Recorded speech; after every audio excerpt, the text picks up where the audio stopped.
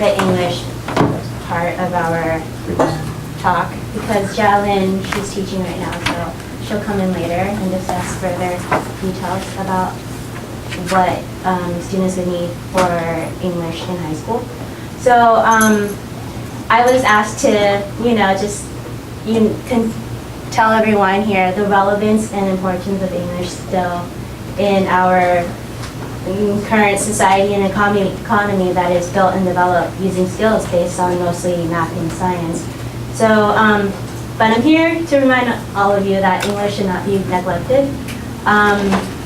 Because the focus is now on math and science, students are definitely losing the ability to speak and write properly and coherently. But if English is developed, students can use it to further their skills in the field of math and science. If not developed, no matter how learned they may be in math and science, they will be limited in how far they can go because they wouldn't be able to communicate their ideas effectively and reach the ears of those important figures in their future work field. Okay, so working with okay, it's fine. Okay, so working with students this past few years in English, I've noticed that there are 3 common challenges they all face, or most of my students face, and the 3 are writing analysis, using proper grammar, and structuring a simple 5-paragraph essay. So I'll first go into using proper grammar. Okay, so in California's reading and writing standards for curriculum, students focus on grammar mostly in elementary school and middle school. And each grammar principle is taught in a course of 1 English lesson in a given school day. And then they are expected to remember and imprint that principle in their brains for the rest of their school lives and the rest of their lives and work. So what really happens is that about maybe like 50 to 75% is contained and the rest falls into their category of uncertainty. And much of that 25 to 50% of uncertain grammatical techniques consists of necessary basic grammar skills. So my job is to be there to correct and edit students' grammar mistakes, of course, but I do notice that grammar mistake tends to be in every other sentence, every 2 sentences in a student's paper. So my job then next is to identify students' pattern of mistakes and then set up time in our session to go over those grammatical principles until it's then imprinted again in their brains. The next challenge is writing a 5-paragraph essay or simply the introduction paragraphs. No, you're fine. You stay. Of an essay. So from 9th to 12th grade, students are expected to produce clear and coherent writing that shows development, organization, and style. However, students are still having a difficult time forming papers in a logical way. I help them gather the thoughts and ideas in a logical sequence, going from outline to writing out their whole paper. I also identify, if they come to me bringing their papers from school, I identify what they're missing in their sequence of explanation, have them recognize what they're missing, and then develop those missing info to make it a coherent whole. Okay, and then third challenge, which is like most important, I feel, is writing the analysis. I haven't taught SAT here, but I've taught at other centers, and the analysis portion is crucial to getting a high score in the writing portion, the essay, and also in, you could say, the reading and writing language portion of the test. But students nowadays, especially students here in Silicon Valley, which mostly focus on math and science, we're kind of lacking that ability to analyze, just because in school, we're mostly summarizing, and our teachers are maybe focused on analyzing maybe 20% of their time in class, and so they're losing that touch of being able to analyze. And so in the California standards for curriculum, analyzing characters and themes in books begins in the 8th grade. However, juniors and seniors in high school still have a hard time going beyond just summarizing what they have read.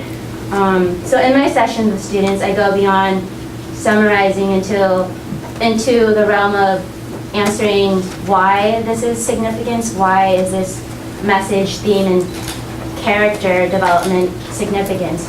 And that key question of why is this significance is, from my experience, asked throughout high school, is asked on the SATs, is asked in college papers, and will definitely be asked when they're in the work field taking on projects and doing research.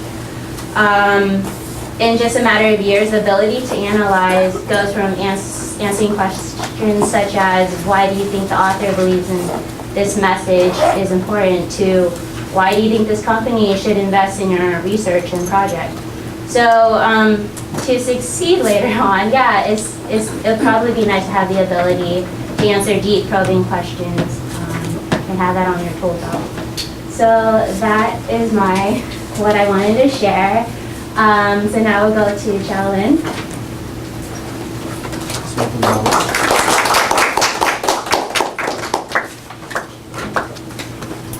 Hi everyone, I'm Gia Lin. I'm a fairly new tutor at Sherwell Center.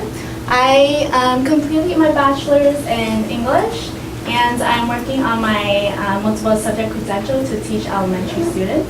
But I have a passion for English, which is why I signed up to teach test prep in English.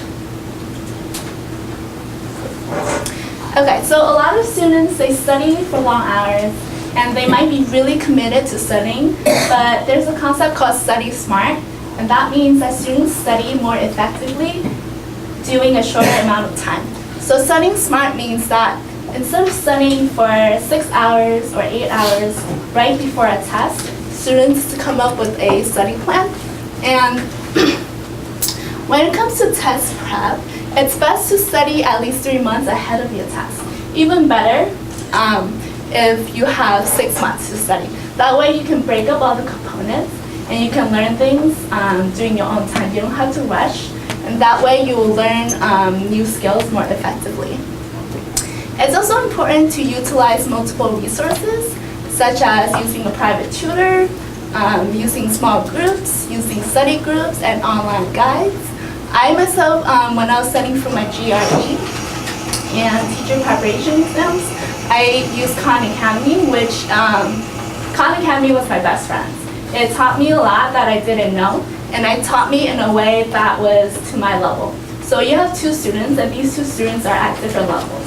So when they use resources like Khan Academy, or there's a website called IXL, then the students can learn at their level, meaning that they're not learning things that they don't have any previous background knowledge of. So you have to meet students at their level.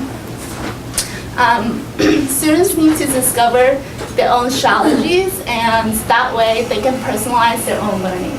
Because you have so many different students with so many different personalities, and they all learn very differently. So as a teacher, I would help my students discover how they learn and study best, as well as try new strategies.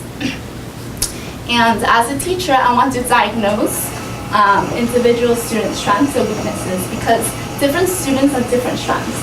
So one student might be really good at comprehension, but struggling with that vocabulary. Or you could have another student who struggles with vocabulary, but is really good with writing. So depending on the student, I would help them in different ways.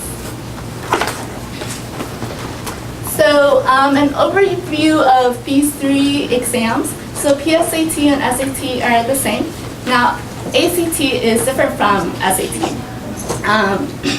So with all these exams, you need to be very comfortable with academic language and to be very comfortable with the format of these tests. You have to learn to eliminate the wrong answers quickly so that you can save time. That way, when you get to a difficult question, you can use time to figure out the right answer. With all of these tests, you have to learn how to manage your time. Because the worst case scenario is that you don't get to the end and you're already out of time, which means that you have so many questions that you didn't even get a chance to look through. The best way is to practice, practice, practice, so that the students are comfortable when they're taking the test. You don't want them to show up and be and suffer from test anxiety, because when they're nervous or anxious, their performance is going to suffer. I recommend that they take 2 full-length exams to test their stamina and see how much time they need, because they want to see that they should learn how to manage their time. So maybe they spent too much time in the reading section, then they won't have time to get to the writing section. I also recommend studying outside of the box. That means that you don't just rely on practice tests, because everyone can just give you a practice test and ask you to keep practicing. But it's also important to use other resources, such as reading the newspaper or reading classic books, because all these tests are really asking about your critical thinking skills. They're asking you if you can comprehend the academic language. So if you just use those practice tests, you're not thinking outside the box. And another thing to study for is, the ACT is a much more intensive exam in terms of time management, so which means that there are a lot more questions in a shorter amount of time, which is why a lot of students prefer to take the SAT. But the colleges don't really prefer one test over the other. It really depends on your student and which test they think that they'll do better on. And of course, we want the students to do well, because high scores means that you will win merit and academic scholarships. And high scores, of course, will get you into your top colleges and universities. So the ACT test overview, all this information, I can email it to you if you're curious, or I can answer your questions in person. So the ACT test is designed to measure academic achievement in English, mathematics, reading, and science. There is no penalty for incorrect answers, so if you're crunched for time, of course you need to make a guess. The English section is 75 questions and it's 45 minutes long. There are basically 2 types of ACT English questions. The first one asks for usage and mechanics, which is basically grammar. And then it asks for rhetorical skills, which is basically comprehension and analysis.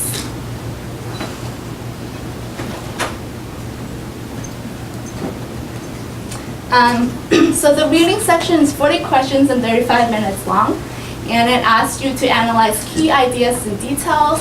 It asks you about the craft and structure of the passages, and it asks you to integrate knowledge and ideas from what you have learned in school.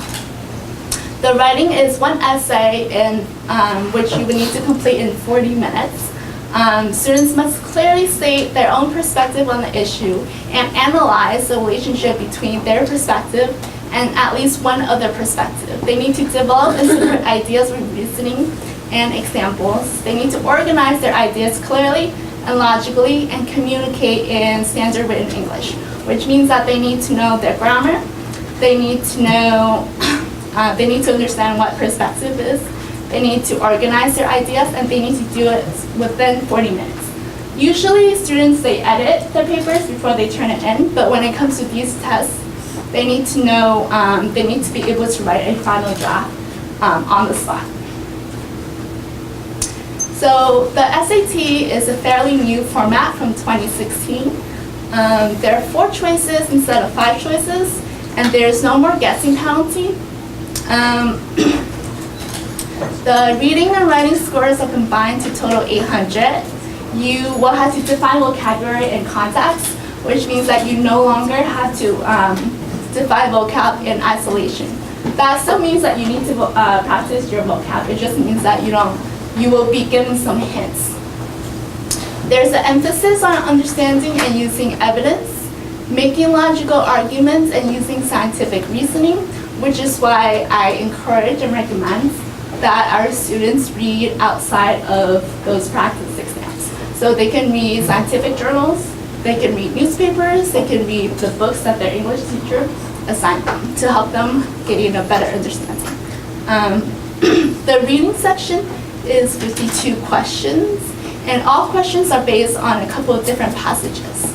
So 2 will be based on history or social science passages, 1 US or world literature passage, and 2 science histories. There are 2 types of reading questions. One is evidence and support, which means that it will ask which choice provides the best evidence for the answer to the previous question. So students need to get used to finding what is the best evidence. The other type of reading question is data reasoning, which means that they will look at a chart and figure out what is the best or what's the least way that the chart supports the piece of evidence. The writing section is 44 questions, and it emphasizes on logic, the expression of ideas, academic writing skills, and of course grammar. So all questions will be based on passages, and they won't be based on isolated sentences, which means that although you need to understand grammar, you'll be given some help. The essay section is 15 minutes. It will ask you to practice your writing style, your construction, which includes the syntax and grammar, and of course organization. So instead of writing a persuasive essay, students will analyze and deconstruct how the author of the given passage constructs an argument. So which means that your essay will look, the essay prompt will look like something like this. As you read the passage below, consider how Paul Bogart uses evidence such as factor examples to support claims, and how he uses reasoning to develop ideas and to connect claims and evidence, and how he uses stylistic or persuasive elements. So all of these are skills that students will need to practice on. So it is my personal philosophy that bored students won't learn as much as engaged students. So what I would do for my tutoring session is break it up into different components. Instead of just me sitting there asking them to read or write on their own, I would separate the session first into a whole group practice where I would teach a mini lesson, and then it will be individual practice. We will have small group where they can do group work with each other, and we'll come back as a class and we'll talk about the correct answers, like why do you think this is the correct answer? Why do you think you got that answer wrong? We will ask a lot of why questions to see like what's the reasoning behind their thinking. So I love to use mind maps because it helps me comprehend information and remember it more. So mind mapping is a useful technique that helps you learn more effectively. It improves the way that you record information and support and enhances creative problem solving. So mind maps helps you with brainstorming. It helps you to summarize information. It helps you to consolidate information. It helps you to think through complex problems. It presents information in a way that that can allow you to structure your subject. It also helps you memorize information. And all these skills are skills that they need in high school. These skills are skills they need for test prep and for college and beyond. So these are examples of mind maps that you would use for essay writing. A lot of the times students have a hard time with writing strong topic sentences, and so before they even start writing the essay, they would brainstorm what they want to write, how they want to write it, and they would break down the essay into parts so that I can help them even before they begin writing the essay. So these are additional templates of mind mapping. So if you want to build an argument, instead of just writing it from beginning to end, you have to organize it in different ways, and then we can figure out what's the best way of writing that essay. Thank you for your time, and sign up for test prep begins now.